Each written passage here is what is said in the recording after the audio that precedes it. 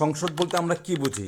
সব দেশে কি একই রকম সংসদ ব্যবস্থা বিরাজমান, নাকি ভিন্ন ভিন্ন দেশে ভিন্ন ভিন্ন রকমের সংসদ ব্যবস্থা রয়েছে? হ্যাঁ প্রিয় দর্শক, কিছু কিছু দেশ আছে যেখানে এক কক্ষ বিশিষ্ট সংসদ রয়েছে, আবার কিছু দেশে দুই কক্ষ বিশিষ্ট সংসদ রয়েছে। আসসালামু আলাইকুম, আপনাদের সাথে আমি আছি মোহাম্মদ নাজমুল হক, আর আপনারা দেখছেন নাজমুলস টেলিকাস্ট।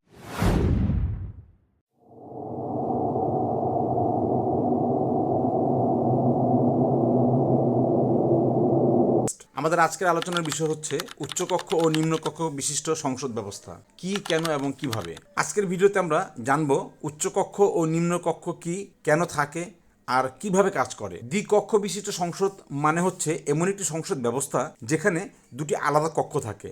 একটি হলো নিম্নকক্ষ বা লোয়ার হাউস, আর অন্যটি হলো উচ্চকক্ষ বা আপার হাউস। যেমন উদাহরণ হিসেবে বলা যেতে পারে, ইন্ডিয়াতে বর্তমানে প্রচলিত রয়েছে লোকসভা ও রাজ্যসভা, আমেরিকায় রয়েছে হাউস অফ রিপ্রেজেন্টেটিভ ও সিনেট, আবার অন্যদিকে ইউকেতে রয়েছে হাউস অফ কমন্স ও হাউস অফ লর্ডস।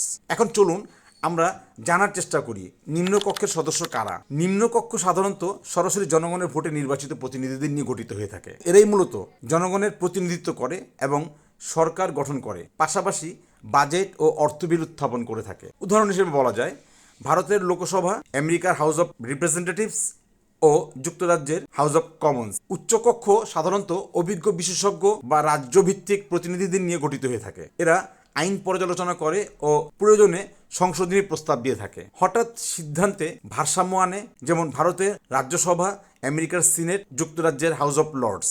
এখন স্বভাবত আপনার মনে প্রশ্ন জাগতে পারে, কেন দুই কক্ষ বিশিষ্ট বা দুই কক্ষ প্রয়োজন? আসলে একটি দেশের জনপ্রতিনিধিদের অর্পিত ক্ষমতার ভারসাম্য বজায় রাখার জন্য মূলত এটি বেশি প্রয়োজন। তা না হলে ক্ষমতা মানুষকে রাবণ বানিয়ে দেবে। আর স্বাধীনতার পর থেকে এদেশের মানুষ 55 বছর পর্যন্ত শুধুই রাবণ দেখেছে, শুধুমাত্র কিছু ব্যতিক্রম ছাড়া। যার ফলে এদেশে ব্যক্তিবিশেষের উন্নতি ও কল্যাণ সাধিত হলেও রাষ্ট্রের প্রকৃত অর্থে কোনো উন্নয়ন দেখা যায়নি। অথচ আমাদের পরে স্বাধীন হয়েছে এমন কিছু দেশ রয়েছে যাদের অর্থনীতি আমাদের চেয়ে অনেক এগিয়ে এবং ভালো অবস্থানে রয়েছে। যাই হোক, আসুন আমরা আরও বিস্তারিত ও খোলাখুলিভাবে বোঝার চেষ্টা করি। যে কোনো আইন পাশ করার আগে ভালোভাবে যাচাই বাছাই করা হয়।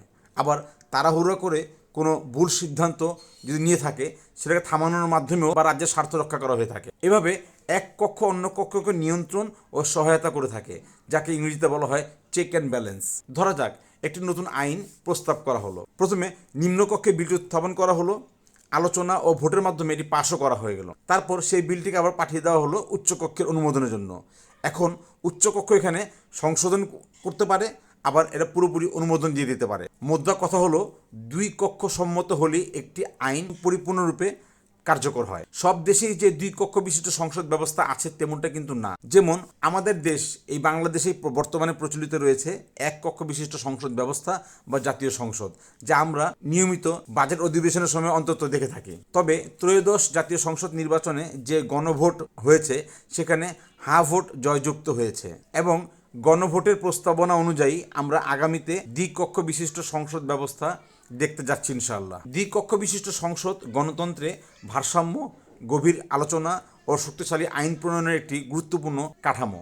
আজ আমরা জানলাম উচ্চকক্ষ ও নিম্নকক্ষ কি, তাছাড়া কেন দরকার এবং কিভাবে এটি কাজ করে। আপনাদের যদি ভিডিওটি ভালো লেগে থাকে তাহলে লাইক, কমেন্ট ও শেয়ার করুন। আর এরূপ তথ্যমূলক ভিডিও পেতে সাবস্ক্রাইব করতে মোটেও ভুলবেন না। এবং আপনাদের যদি কোনো নির্দিষ্ট বিষয়ের উপর ভিডিও পেতে চান বা জানতে চান, অবশ্যই নিচে কমেন্টসে আমাকে লিখুন। আমি ইনশাআল্লাহ চেষ্টা করব আপনাদের জন্য সেই ভিডিওটি নিয়ে আসার জন্য। সর্বোপরি যেখানেই থাকুন, ভালো থাকুন, সুস্থ থাকুন, নিরাপদে থাকুন। ফি আমানিল্লাহ।